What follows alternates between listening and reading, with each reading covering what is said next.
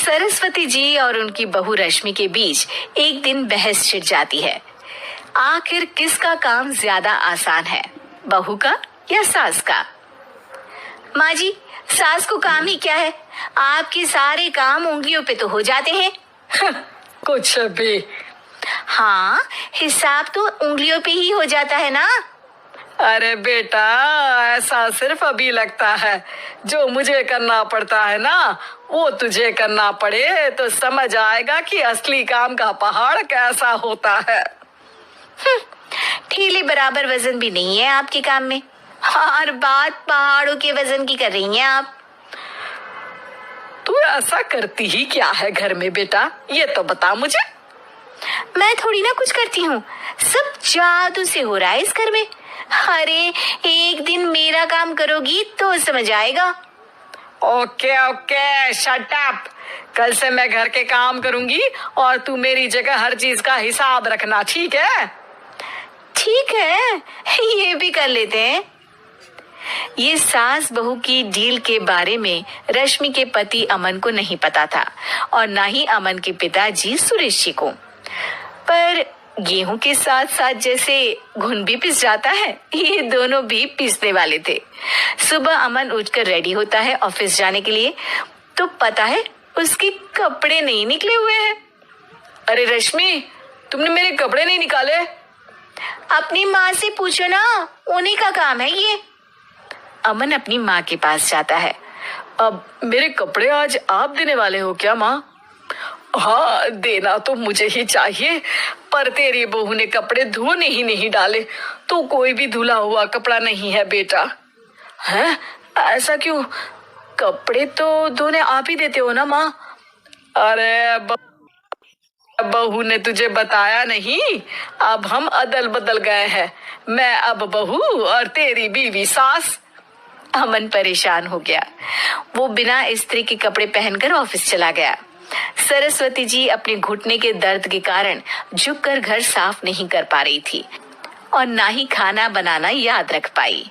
उधर रश्मि पहले ही दिन घर की चाबी घुमा चुकी थी और 300 रुपए का हिसाब अलग नहीं मिल रहा था। पर दोनों का ही घमंड कैलाश पर्वत से भी बड़ा था और दोनों ही खेमे एक दूसरे की बात मानने को बिल्कुल तैयार नहीं थे।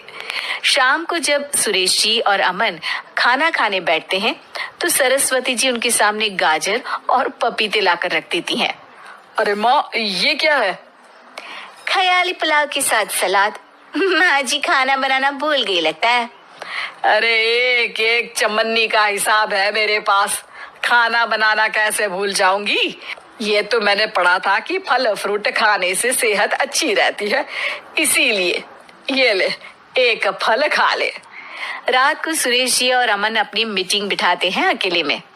बाबूजी, इनकी लड़ाई के कारण ना हमें ठीक से खाना मिल रहा है, उल्टा घर के सारे काम रुक गए हैं। हाँ बेटा, 2 भैंसों की लड़ाई में बेचारे खेत के पौधों का भी नुकसान हो रहा है। पर पापा, क्या बताऊं आपको, मैंने माँ को इस महीने की 2 तारीख को बिजली के बिल के पैसे दिए थे। आज बिल भरने के लिए मांगने गया तो पता चला कि रश्मि उन पैसों से गैस सिलेंडर ले आई। अच्छा, तो सिलेंडर के पैसों का क्या हुआ? अब सिलेंडर के तो कोई पैसे नहीं थे बाबूजी, हमारे घर पर गैस की पाइपलाइन लगी है ना। बेटा, इन दोनों का कुछ करना पड़ेगा, नहीं तो अपने घमंड के चक्कर में पूरा घर बर्बाद कर डालेंगे ये दोनों। अमन और सुरेश जी काफी सोच विचार के बाद एक निष्कर्ष पर पहुंचते हैं। रात ही को दोनों अपनी पत्नियों की अलमारी से नई साड़ी निकालते हैं और सुबह जब रश्मि और सरस्वती जी उठते हैं तो देखते हैं कि दोनों पति साड़ी पहनकर चढ़ाव पर सब्जियां काट रहे हैं। अरे ये सब क्या हो रहा है? क्या हो रहा है मतलब?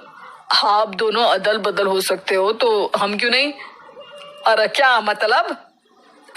नहीं नहीं, मेरी भी बचपन से किसी की बहू बनने की इच्छा थी, तो आज से सरस्वती तुम बड़ी बहू, मैं मिडल बहू और अमन छोटी बहू। अरे लेकिन सब घर पर बैठ जाएंगे तो कमाएगा कौन? ये घर कैसे चलेगा? अब वो तो भैया या बाकी लोग जाने, अब हमने भी अदल बदल कर ही लिया है तो कुछ नहीं हो सकता।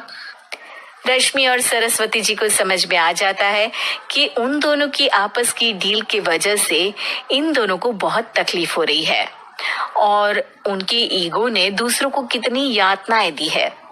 अब असल में माँ जी आप सही थी, सास बनना बहुत मुश्किल है। अरे हाँ बेटा, और तू भी, मुझसे तो नहीं हो पाया सब घर के काम, वापस बदल ले क्या? हाँ हाँ बिल्कुल माँ जी, और अब आप दोनों भी बदल लीजिए, कोई आ गया तो आप दोनों को देखकर क्या सोचेगा। अच्छा है, आप दोनों की समझ में ये बात तो आई। मैं फटाक से कपड़े बदल लेता हूँ।